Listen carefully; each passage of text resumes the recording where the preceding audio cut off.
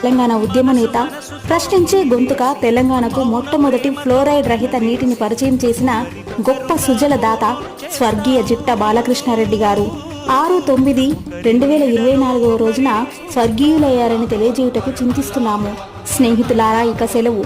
నాతో కలిసి నడిచిన స్నేహితులకు, నన్ను గుండెల్లో పెట్టుకుని ఉన్న అభిమానులకు, నాతో కలిసి రణం చేసిన ఉద్యమ బిడ్డలకు, నా నడకలో నడకై నన్ను ముందుకు నడిపించిన భువనగిరి ప్రజలకు, నా గొంతుకలో గొంతుకై నినాదించి గలం విప్పిన తెలంగాణ కవి గాయకులకు, కళాకారులకు, నా ఉద్యమ రాజకీయ ప్రస్థానంలో నన్ను వెన్నంటి తట్టి ప్రోత్సహించిన నా కుటుంబ సభ్యులకు, నా ఉన్నతిని ఆకాంక్షించిన తెలంగాణ సోదరులకు నమస్కరిస్తూ మీ నుండి ఇక శాశ్వతంగా వీడుకోలు తీసుకుంటున్నాను.